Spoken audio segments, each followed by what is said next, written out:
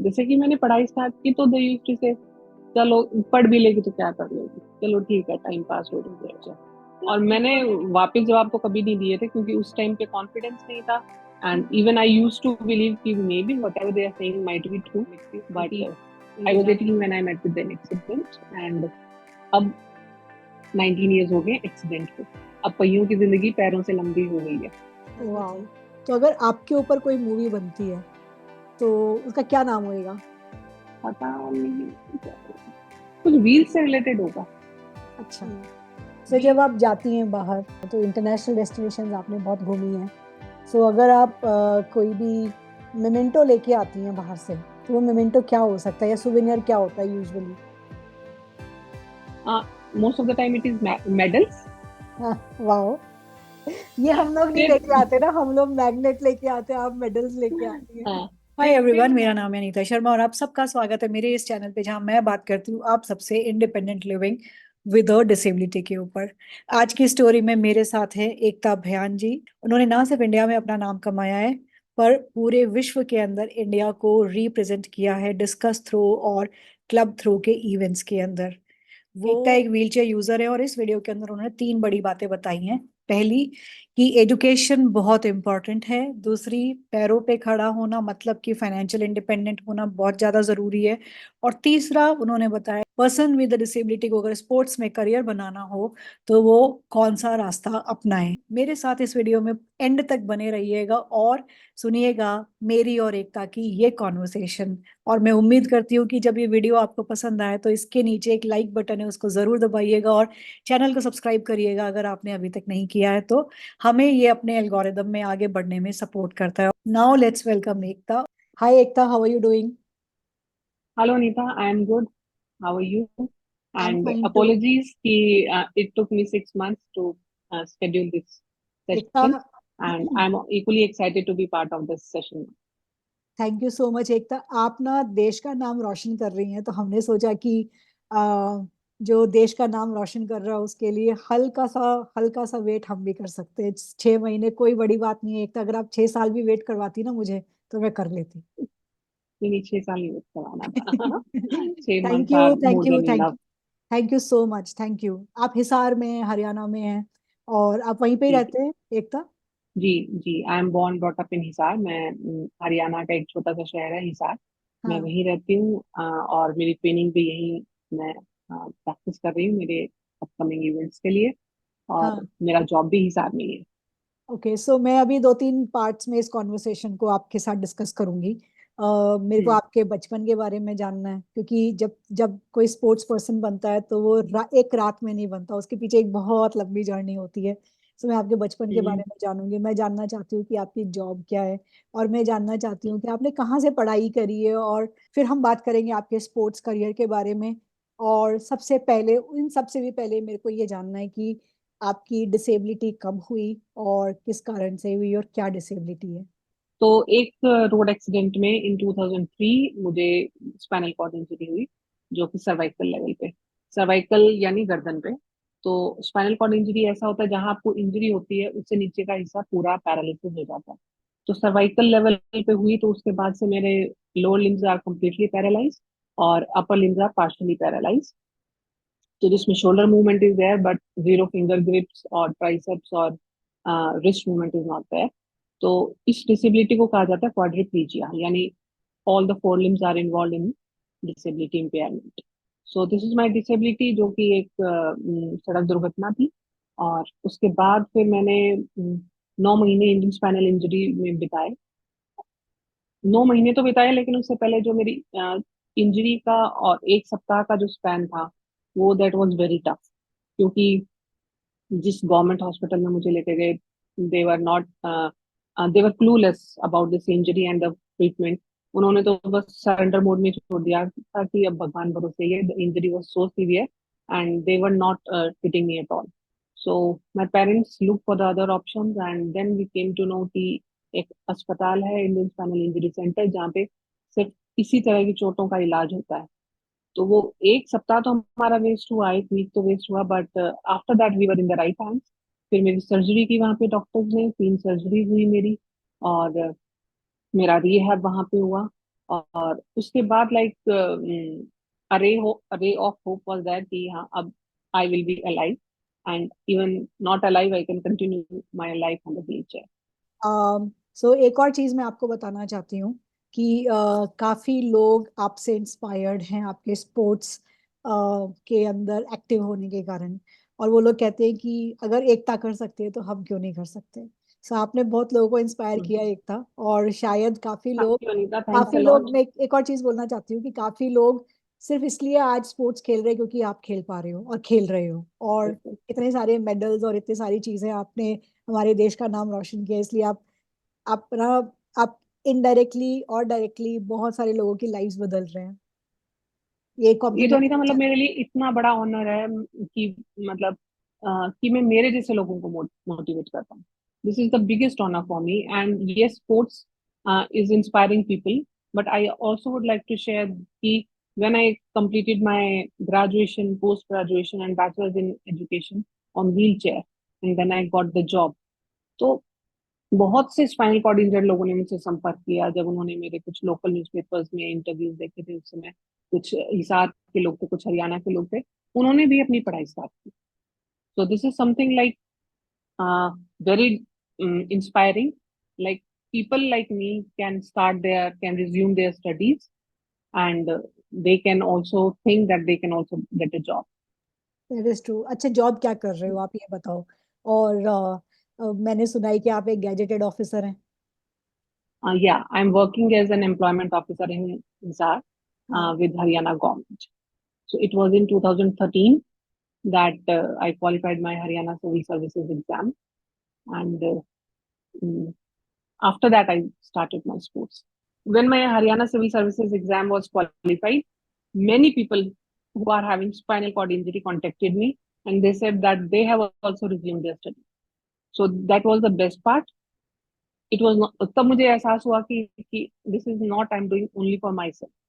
Yes, शुरू में मैंने किया, वो मेरे गोल्स थे, मेरा मेरा पर्पस था, बट इससे अगर मेरे जैसे लोगों को भी मोटिवेशन मिली पढ़ाई करने की, क्योंकि मैं एक स्पोर्ट्स पर्सन हूँ, but I give equal importance to studies.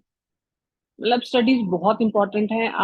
आपको इंजरी हुई है, हो सकता है आप अब बहुत लिमिटेड फील कर रहे हो, रिसोर्सेज ना हो, but you should complete your studies, and it is the to some extent the only way to become financially independent. क्योंकि अगर मैं मेरी बात करूं तो मुझे नहीं लगता था कि पढ़ाई के अलावा मैं किसी और माध्यम से आत्मनिर्भर हो सकती हूँ। हम्म। तो स्टडीज ने मुझे एक रे ऑफ होप दिया।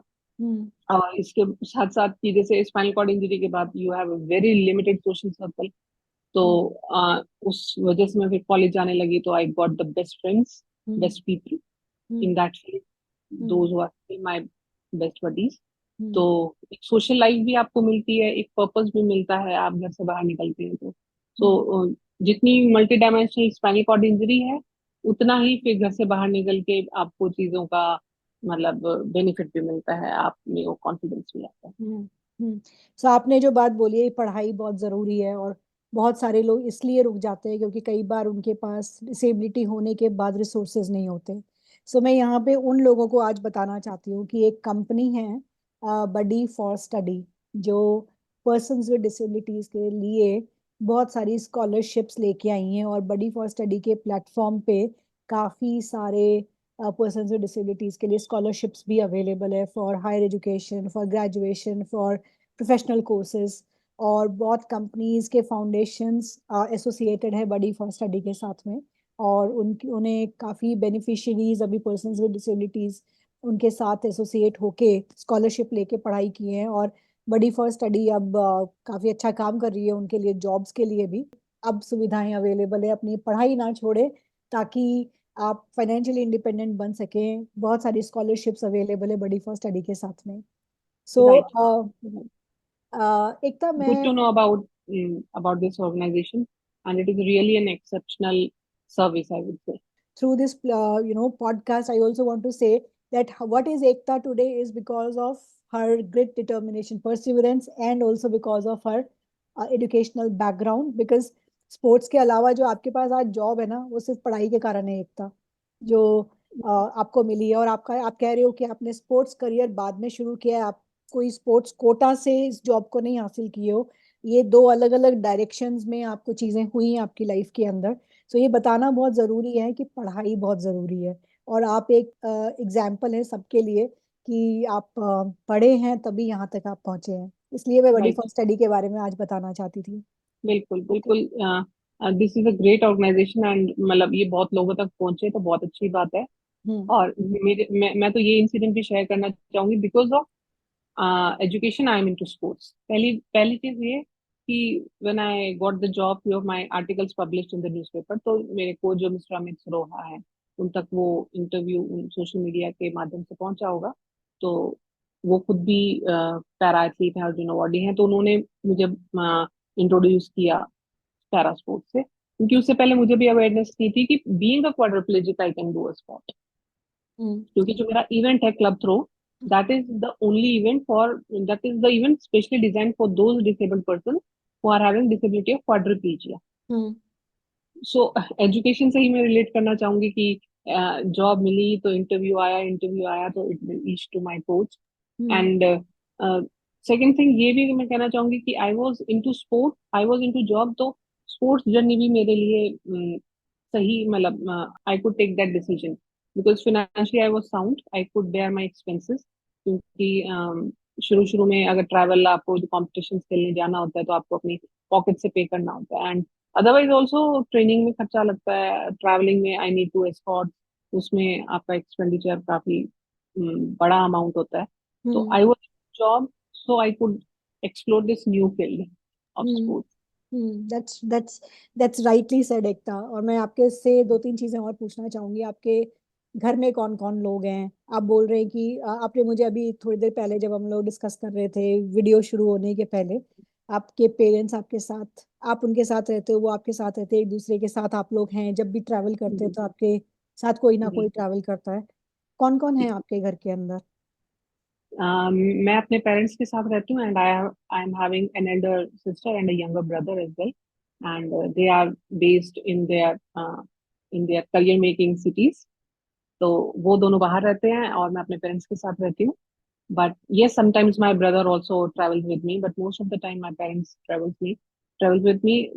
But the thing is this, कि being a quadriplegic person, I need two persons to help me in my day to day activities. Basic सी अगर मैं एक्टिविटी कहूँ, बेड से व्हीलचेयर और व्हीलचेयर से बेड पे मुझे जाना, तो I need to persons. Hmm. So uh, uh, from the day one, my parents are with me and they are my major caregivers. सो जब आपकी इंजरी हुई थी तो आपके सिबलिंग्स क्या उम्र उनकी रही थी? भाई तो was very he was a child. He was around 12 years old, and sister was 21 years old hmm. at that time. Okay. Okay. So कोई ऐसा मोमेंट आपको याद है आज भी जो आपको लगता है कि सिबलिंग्स ने आपको सबसे बड़ा सपोर्ट किया? एन नंबर ऑफ इंस्टेंसेस आ गया है, मतलब चाहे वो हॉस्पिटल्स के बाद घर में आने की बात थी, चाहे वो घर आने के बाद रिलेटिव्स और गेस्ट के साथ डील करने की बात थी, जो आके रैंडम गेस्ट कुछ बात करते हैं, फिर उस चीज को समझाने की बात थी, चाहे वो फिर करियर अपॉर्चुनिटी, मतलब करियर को डिस्कस करने के लिए सब्जेक्ट शुड आई टेक उसमें। And still in my sports journey they are my constant companions, hmm. मतलब they also travel with me, so they are part and parcel of my journey. Hmm. So अभी तक आपको ऐसा कोई instance याद है जो आपके वही जो एक्सटर्नल फैक्टर्स है, रिलेटिव्स, किसी ने कुछ हाँ, कहा? जैसे मैं हॉस्पिटल से डिस्चार्ज होकर आई थी तो जो आते थे लोग मिलने के लिए, वो रैंडमली कुछ भी बोल के चले जाते थे। जैसे कि? तो दे जैसे कि जैसे कि मैंने पढ़ाई स्टार्ट की तो दे यूज्ड टू से, चलो पढ़ भी लेगी तो क्या कर लेगी, चलो ठीक है टाइम पास हो जाएगा। मतलब इट वाज लाइक कि जिंदगी का तो हो चुका है, इसका जो होना था, अब तो जस्ट टाइम पास, कि चाहे पढ़ ले, नौकरी नौकरी तो कहाँ मिलनी है, इससे चलो इसी बहाने टाइम पास हो जाए। तो हम्म। तब भी और अब भी हम फिर उनके जाने के बाद बहुत हंसते हैं। अच्छा। ओके। हाँ, सो आप मतलब आपका वी तरीका मेक क्या फन है? कि उनका आईक्यू लेवल क्या है। अच्छा। ओके। हम्म। ओके, तो आज क्या कहना चाहोगे उनको आप वापस पलट के, कि जो आपने आज के इतने सालों पहले कहा? अब मुझे कहने की जरूरत नहीं है, action speak louder than words. हाँ। अब तो वो वही, you are the proud for the family, for the society, for his art. अभी तो it's a totally different picture. और मैंने वापस जवाब तो कभी नहीं दिए थे, क्योंकि उस टाइम पे कॉन्फिडेंस नहीं था। And even I use to believe कि maybe whatever they are saying might be true. But उनके जाने के बाद फिर अच्छे से फैमिली वाले समझाते थे, this is not the case, we hmm. Are still in a position to have to continue with the studies, to have career opportunities. हम्म। तो अभी तो the things are completely अब different. वो आके फोटो खिंचाते होंगे, अच्छा ये हमारी ये हमारी ये हाँ हाँ रिश्तेदार है जिसने हमारा नाम रोशन किया है। और अब हाँ उनको बिल्कुल हाँ भी ऐसा नहीं लग रहा होगा कि ये हाँ क्या करेगी। हाँ। तो लेकिन इस चीज में जैसे मेरे फादर भी कहते हैं कि it is not their fault. या हम भी अगर बात करें, जब मेरा एक्सीडेंट नहीं हुआ था तो हमने भी किसी को व्हील चेयर पे नहीं देखा था, या हमें भी नहीं पता थी क्या क्या पॉसिबिलिटीज हैं बीइंग ऑन व्हील चेयर। तो गलती उनकी भी नहीं थी। उन्हें लगता था कि या हमारे समाज में डिसेबल लोगों को जो धारणा है लेकर, it is of completely giving sympathy या बस पिटी, ऐसा ही एटीट्यूड रहा है। तो जब राइट एग्जाम्पल्स होंगे, राइट इक्वल अपॉर्चुनिटीज होंगी, तो person with disabilities can do a marvellous job in hmm. Any field. Hmm. तो अभी उन लोगों को कुछ सोशल मीडिया से, कुछ स्पोर्ट्स के माध्यम से, they are into that exposure, that they are aware yes, disabled person are capable of doing this thing also, that thing also. पहले लोगों में इतनी अवेयरनेस नहीं थी, बस उन्हें तो लगता था कि ये डिसेबिलिटी है तो जीवन is restricted in the four walls. Hmm. Hmm. So आपने क्लब थ्रो कौन से साल खेलना शुरू किया? मैंने 2015 में प्रैक्टिस स्टार्ट की, and in 2016 I played my first national and inter. Okay. और अभी तक कितने स्पोर्ट खेले हैं आपने? मतलब कितने स्पोर्ट्स नहीं, मतलब आपने अभी तक कितने इवेंट्स, इवेंट्स खेले हैं? हाँ। इवेंट्स, मेजर इवेंट्स की अगर मैं गिनती करूं तो पैरालंपिक्स है टोक्यो में, उसके अलावा है 2 Asian games and 3 world championship. तो ये तो हमारे मेजर इवेंट्स हैं, और कुछ ग्रांड प्री ओपन इवेंट्स होते हैं, वो हर साल एक होता हम्म। और आप कितना घंटा रोज प्रैक्टिस करती हैं? अपना रूटीन बताएं, चलिए मुझे। आप कब उठती हैं, कितना घंटा प्रैक्टिस करती हैं? है। Around 7:30 I wake up, and it takes me an hour to get ready for my gym.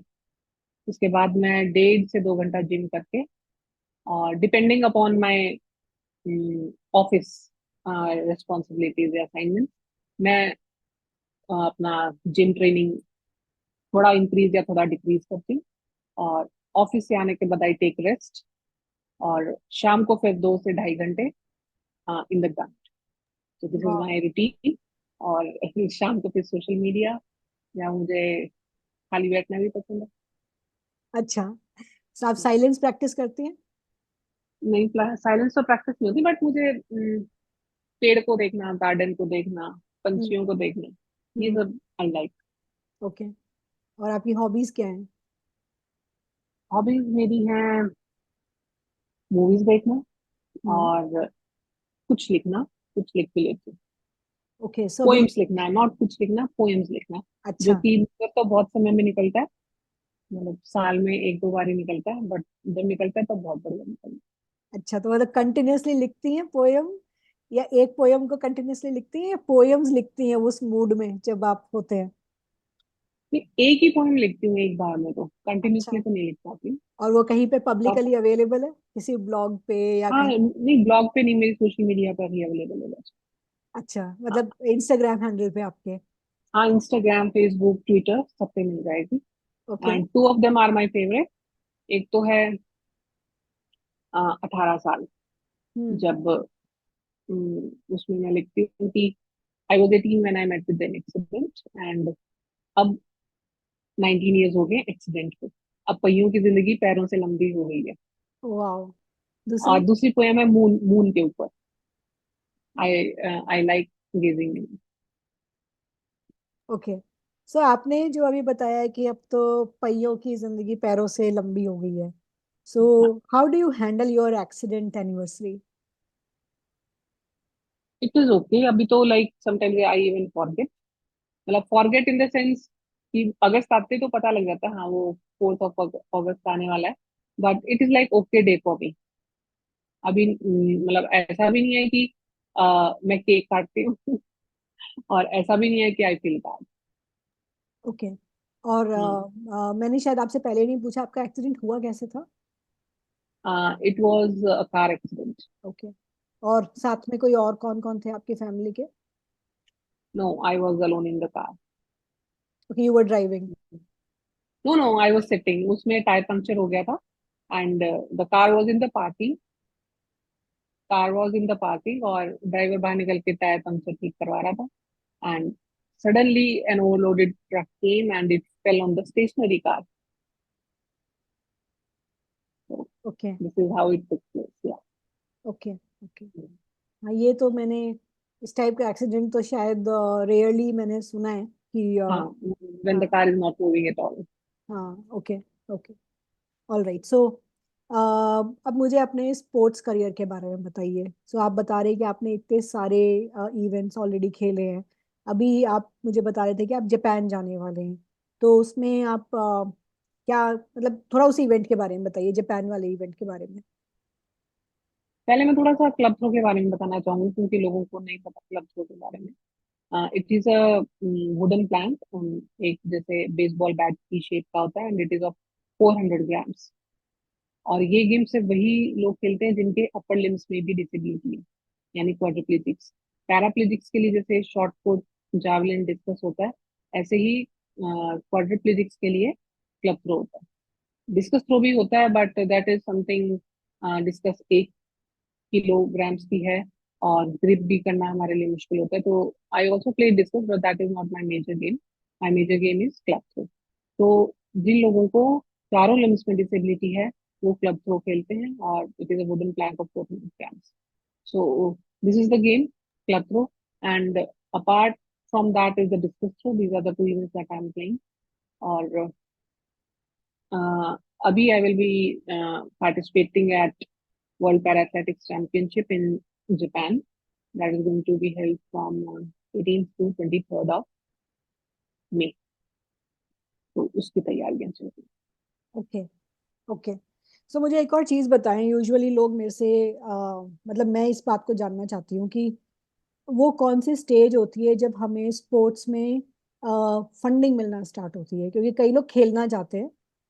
कुछ लोग जैसे जब मैंने थोड़ा अपना काम शुरू किया डिसेबिलिटी सेक्टर में, a few people contacted me to find funding options, and I had no idea like how to help them financially, or even if I do that, how is it going to help them? Or are there any like agencies available in India who help persons with disabilities to get into sports full time as a career? है। देखिए, firstly तो they have to be, मतलब कुछ जो organisation है they consider at least national medal हो, and not only national medal, फिर national में जो परफॉर्मेंस है तो where are they ranking internationally. क्योंकि जो भी ऑर्गेनाइजेशन आपको फंडिंग करती है दे एक्सपेक्ट की मेडल इंटरनेशनल, इंटरनेशनल मेडल्स हो तभी they prioritise you, they will consider you for funding. तो नेशनल में मेडल हो और नेशनल की भी परफॉर्मेंस आपकी कहाँ स्टैंड कर रही है वो कंसिडर करते हैं इंटरनेशनली। तो फर्स्ट थिंग इज दिस। और जहां तक ऑर्गेनाइजेशन की बात है तो go sports is the first organisation in our country who started funding para athletes. मतलब वो ही एक चेंज मेकर मैं उन्हें कहूंगी, क्योंकि उन्होंने अपना ऑर्गेनाइजेशन 2011-12 में जैसे स्टार्ट किया, at that point of time no organization was there who was funding the para athletes. So वो स्पोर्ट्स ने स्टार्ट की फंडिंग। अब तो कुछ और भी ऑर्गेनाइजेशंस आ गई हैं, जैसे वेल्सपन है, ओजीक्यू है, ओलंपिक गोल्ड ट्रस्ट है, और कुछ कंपनीज भी हैं वो कर रही हैं। बट स्टिल मैं कहूंगी कि funding for para athletes is challenge. जितना एबल बॉडीड एथलीट्स के लिए फंडिंग इज अवेलेबल, या मैं कहूंगी कि अगर वही नेशनल मेडल या इंटरनेशनल मेडल पे हमारे पास अगर फंडिंग की एक ऑर्गेनाइजेशन है तो दे might be having hmm. Plenty of them. So hmm. Still it is a challenge. Even मुझसे भी बात करते हैं पैरा एथलीट्स कि मैम मतलब funding is a challenge, but बहुत मुट्ठी भर मतलब ऐसी ही ऑर्गेनाइजेशन है जो पैरा एथलीट्स को लेती हैं और वो भी एक्सपेक्ट करते हैं कि like at least internationally they might be that we must be standing for them in hmm the rank. Okay So Go Sports is one organization. Olympic Gold Quest is there. Hmm Wellspun is there. SBI Foundation is there. Honda is also there. So hmm few organizations are there. Go sports And पे actually एक India management case भी है। सो हम लोग जब मैं पढ़ाती थी बिजनेस स्कूल्स में, सो हम लोग उसके केस को यूज करते थे जब हम सोशल एंटरप्रेन्योरल वेंचर्स के बारे में पढ़ाते हैं। सो गो स्पोर्ट्स के मॉडल से मैं काफी इंस्पायर्ड हूँ और वो काफी इनोवेटिव वे से हेल्प करते हैं पर्सन विद डिसेबिलिटीज को still sports. they are having the biggest number of para athletes that's they are true, supporting. That's true, that's I true. am also supported by them and मैं तो बहुत बड़ा credit उन्हें देना चाहूंगी, बहुत ज्यादा थैंक यू कहना चाहूंगी कि they have been the part of my this journey, तभी I could reach. This is very important. Funding is very. Hmm okay. So मैं दो तीन सवाल और पूछूं, थोड़ा थोड़ा हटके पूछूंगी ये, मूवीज के हम्म. बारे में आपसे बात करूंगी थोड़ी सी। सो आपकी जैसे मैंने अभी ना एक मूवी देखी थी जिसका नाम है घूमर। हम्म. ये एक मूवी है जिसमें अभिषेक बच्चन है और, हाँ. हाँ. है ना? he was ये giving training to a amputee. हाँ, हैंड एम्प्यूटी, क्रिकेट के ऊपर ये बनी हुई मूवी है। काफी अच्छी हम्म. लगी मुझे और काफी इमोशनल भी थी। तो अगर आपके ऊपर कोई मूवी बनती है तो उसका क्या नाम होएगा? पता नहीं क्या होगा. कुछ व्हील्स से रिलेटेड होगा. अच्छा, ओके, व्हील्स तो उसमें जरूर आएगा कुछ, directly indirectly. Wheels wheels are important अच्छा ठीक है, टू ओके। कीप और मूविंग. ओके, और आपको गाड़ी चलाने का शौक है? आई वॉन्ट, बट मुझे लगता नहीं मैं चला पाऊंगी क्योंकि I have zero finger grip हाँ एंड तो उस चीज में मुझे उतना कॉन्फिडेंस बिल्डअप नहीं होता कि आई कैन ड्राइव. हाँ, ओके। और अगर ये कहे कि इंडिया में अगर ऐसी टेक्नोलॉजी आ जाए जो जॉयस्टिक से आप गाड़ी चला सके? Of course that will be a welcome welcome huge welcome thing. Okay, okay. और कौन इंडिपेंडेंट नहीं होना चाहेगा Neeta? Everyone wants to be independent. So what is your disability का सब हाँ, डिसेबिलिटी का सबसे जो एक चैलेंजिंग थिंग वो डिपेंडेंसी तो है. हम्म हम्म और तो सब चीजें like you can change with the hard work. ठीक हम्म है, आज मैं 20 मीटर्स थ्रो कर रही हूँ, मैं और मेहनत करूंगी, मैं 22 मीटर्स पे आ जाऊंगी. But the kind of dependence I am having, that is the challenge of disability. So what is independence for you? Independence for me is,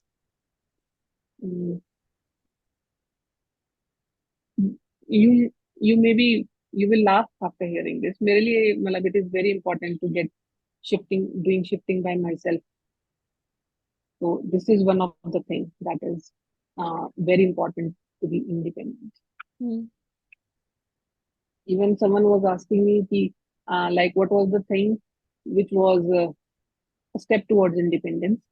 तो मुझे लगा था मेरे जो रिप्लाई आया था वो होल्डिंग द स्पून. हम्म क्योंकि अदरवाइज यू आर डिपेंडेंट कि आपको your mom is feeding you.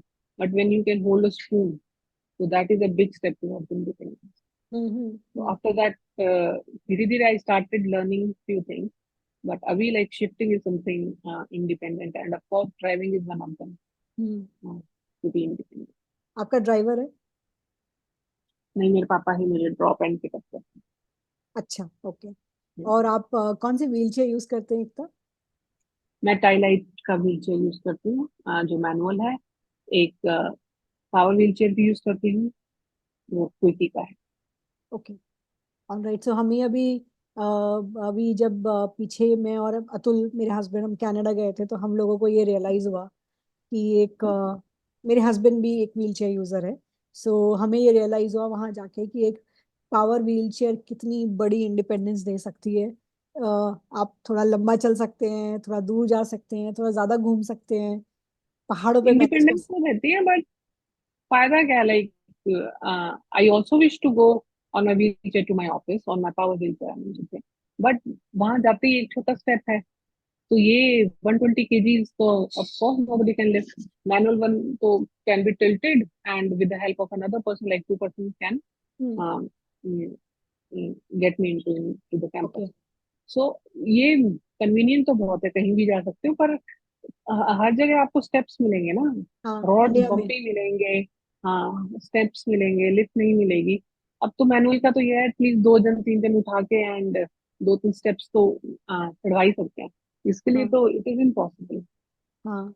Okay, सो आपके of course it office is a में, मीडियम ऑफ ग्रेट इंडिपेंडेंस। आपके ऑफिस में आपने एक्सेसिबिलिटी और इंक्लूसिविटी पे किस तरीके से काम किया एकता? मेरे जो पुराना ऑफिस था उसमें like it was a big step, जैसी एंट्रेंस थी उसपे it was a big step and I met the deputy commissioner and he was so so cooperative on the very same day उन्होंने उसको रैंक में change करा दिया। Okay. So okay. apart from that my office is on the ground floor, that is rest of the things are manageable। Okay. तो उसमें भी मैं कहना चाहूंगी कि लाइक अगर कोई और डेप्यूटी कमिश्नर होता it might take few days, hmm. But he was so cooperative and understanding कि उसने इन द सेम डे मतलब हम्म। उसने उस चीज को समझा कि ये it is a challenge for every day for, तो उन्होंने सेम डे ही कंस्ट्रक्ट करा। हम्म। ओके, सो मैं आपसे एक और सवाल पूछना चाहती हूँ। It's about language of inclusion और लैंग्वेज हम लोग जो डिसेबिलिटी के अराउंड लेते हैं। सो आपको कौन सा वर्ड सबसे ज्यादा करीब है, या आप कैसे एड्रेस अपने आप को करवाना चाहते हैं as a person with disability, clearly? Person with disability clearly, या okay. Okay, so if somebody says you differently abled or specially abled, so what is your response? मैंने कहा बताओ भाई क्या स्पेशल है, हाँ। और अगर आप डिफरेंटली ट्रीट कर रहे हो तो that is not something I am wishing for. हाँ। Treat something as any other person, like we are person first and सबसे डिफिकल्ट तो ये होता है मतलब डिसेबल्ड बोलो तो उन्हें डिसेबल्ड ही नहीं समझ में आता है इंडिया इंडिया वालों को, उनको तो हैंडीकैप तो समझ में आता है। हम्म। ये बात भी जैसे है। अगर किसी रेस्टोरेंट में गए, आप होटल पे गए, तो पापा कहते हैं कि भाई वो डिसेबल्ड है, तो उनको डिसेबल्ड तो समझ ही नहीं आता, या तो कोई व्हील चेयर पे है या फिर हैंडीकैप है, उन्हें हम्म। तब समझ में आता है। हम्म। तो person with disability is the appropriate term and is the right term. हाँ, ये तो हम काफी डिबेट कर चुके हैं इस चीज के ऊपर। और हम्म। आई एम ग्लैड कि आपने ये बात बोली खुद से कि कैसे मैं एड्रेस करूं आपको as a person with disability, और मैं आपको दिव्यांग बोलूं तो मैं, अगर मैं आपको दिव्यांग बोलूं तो मैं आपसे पूछना चाहूंगी आपका कौन सा अंग दिव्य है, मुझे बताएं। बस फिर तो आपकी नजरें दिव्य हैं, फिर तो आपकी नजरें दिव्य हैं।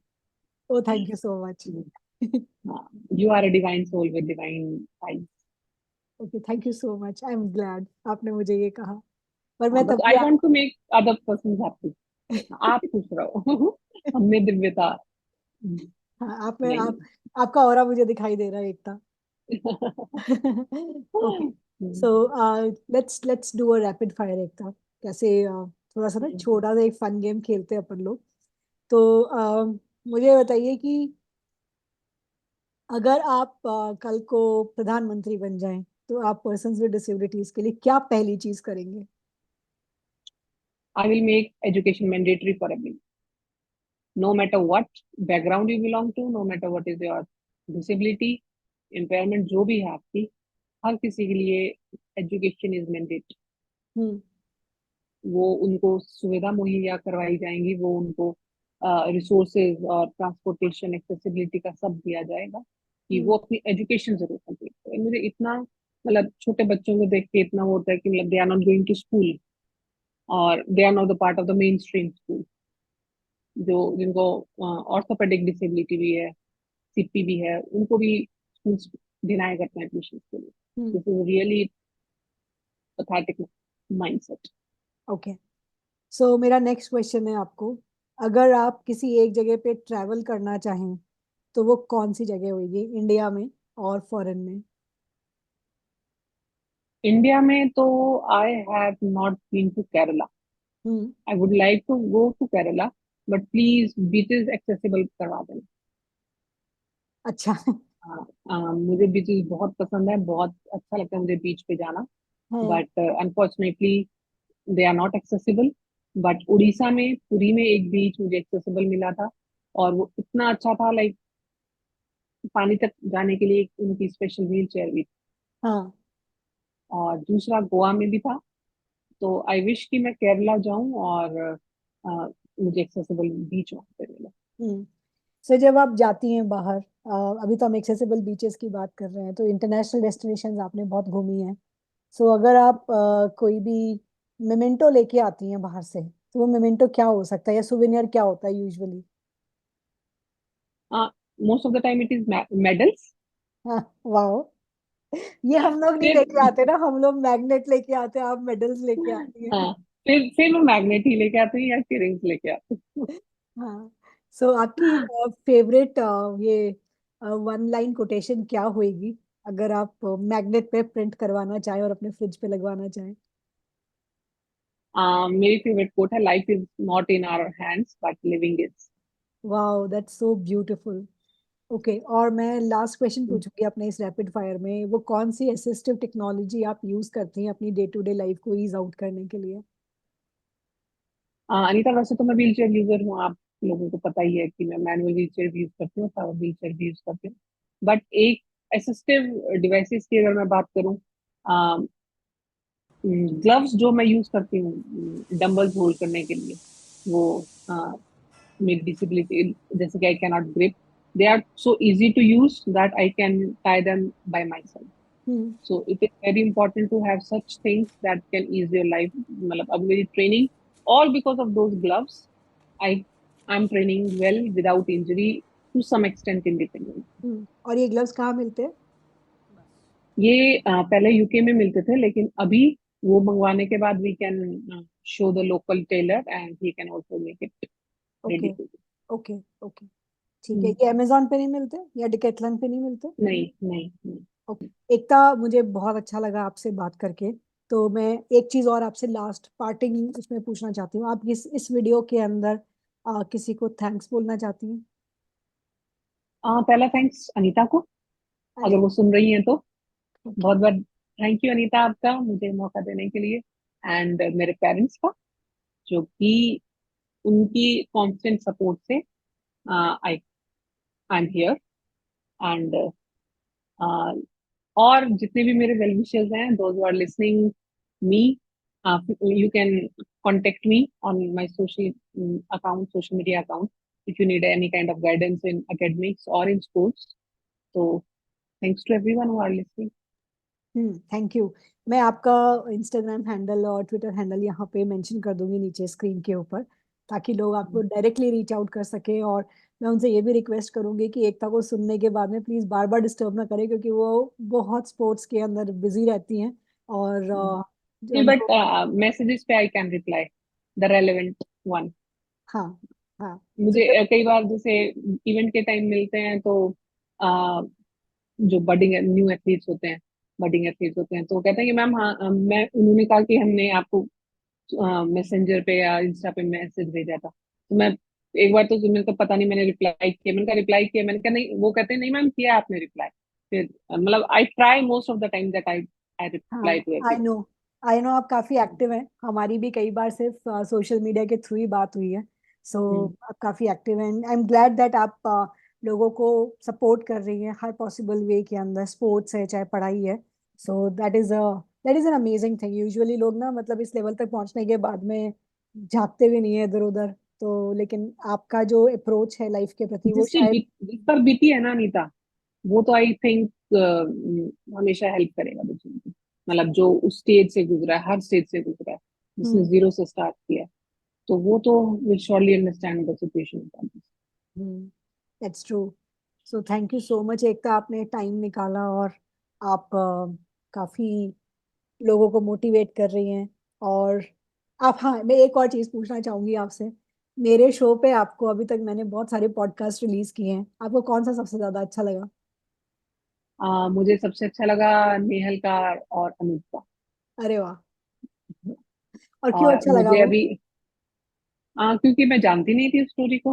हाँ। बाकी जो आपके जितने भी गेस्ट हैं, they are known to me, like we are already connected. हाँ जैसे मृण्मय है, she is good friend of mine, और केतना मैम, और हमारा एक कॉमन ग्रुप है जैसे जो स्पाइनल कॉर्ड इंजर्ड लोगों का है। तो that story was something I am not aware of. Anoop और नेहल और का। हाँ, वो एक साथ दो दो गेस्ट आए थे तो मुझे इसलिए भी लगा था ऐसा क्या है, और तो एक ही गेस्ट आता है। हाँ हम्म। ठीक है, सो मैं आपके साथ जल्दी एक और वीडियो करूंगी जिसमें मेरे को एक दूसरा पर्सन और चाहिए, वो कोई भी हो सकता है, लेकिन हम लोग दो जने बात करेंगे उसके अंदर। वो मजेदार है, वो कॉन्वर्सेशन मजे होती है क्योंकि उसके अंदर एक दूसरे की लेग पुलिंग भी होती है। श्योर श्योर श्योर, पक्का। ठीक है, okay Ekta, hmm. Thank you so much and you have a great day ahead, और wish you good luck for your Japan visit, your tournament, bring some medals and then memento for me as well. सब medals नहीं, एक medal आएगा अनीता। एक medal तो आएगा ही आएगा, mementos हाँ लेके आइएगा मेरे लिए हाँ प्लीज। हाँ, that magnet is for you, पक्का। Thank for you, sure. Thank you, और जो मेडल है ओके। वो पूरे देश के लिए है। हाँ, वो that is for everyone. For thank you, sure. Thank you thanks Ekta. Anita. Bye bye. Bye. Bye, take care. You to.